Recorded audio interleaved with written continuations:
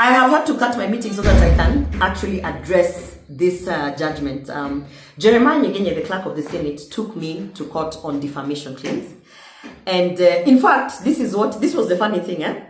The matter was brought to Parliament through him, because he's the one that pushed behind the scenes that it was brought to Parliament when I was absent. They discussed it in my absence. I responded when I was in New York through a video. He took the video, and that is the video that he took to say that he was defamed. Now, my claims are still on the table. I've written an official letter to Parliamentary Service Commission, to the chair of Parliamentary Service Commission, Mr. Wetangula, the Speaker of the National Assembly. They ignored my letter. I have complained within the powers that be in Senate, including to the Speaker. They have ignored all my complaints. I complained in the official WhatsApp group that, listen here, I think because I said I'm not going to sleep with this guy and I don't want to participate in his sexual advances, that is why I am being removed from certain trips. I'm being removed from certain legislative agenda. My bills are being put at the back. That is why I'm being targeted with unlawful and all sorts of crazy things and shenanigans, such as 6 months suspension.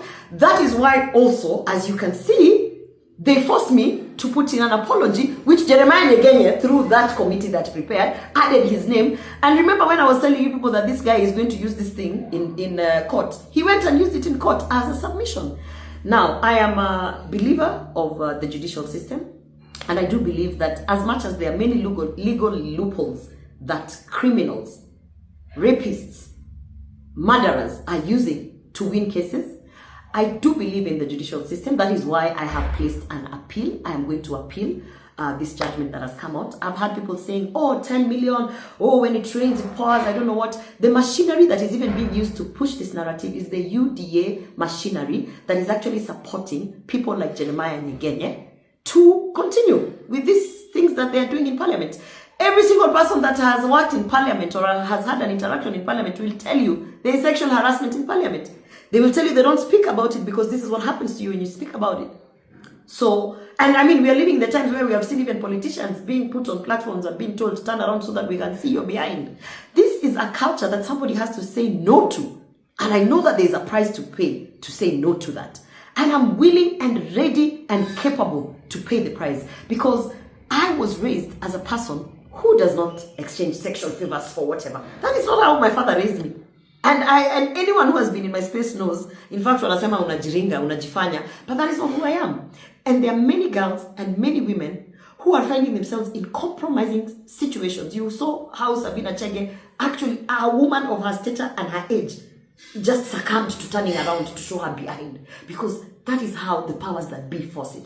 So I want to say this to Jeremiah Nyegenye and to the public that cares to listen. No one has investigated. No one has investigated. Ever since I put up and said, listen guys, this guy is punishing me for saying no, not one single independent body or person has investigated and found that indeed Jeremiah Nyegenye is innocent.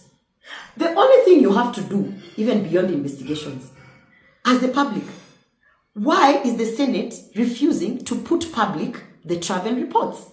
Let Kenyans see who has been traveling, how much they have been using in the travel, how frequent they travel, who they travel with, and what that means to the taxpayers. Because the moment they put out the travel report, you will see Jeremiah Nyegenye in a plane every day with someone and someone and someone. And those are people who are playing ball.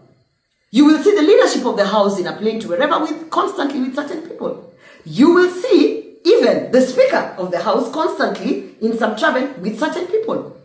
So, that's the basic thing. So I know there's a price to be paid, but let me tell you something. I believe that God put me in Parliament for a reason. And evil will never win. So I am appealing. That is my position. I'm appealing in what has happened. I know that he used the legal loophole, and now he's pushing UDA party machinery and minions left, right, and center to push a narrative. But Jeremiah Nyegenye, there's no single investigation that has cleared you of sexual harassment. And that is the fact.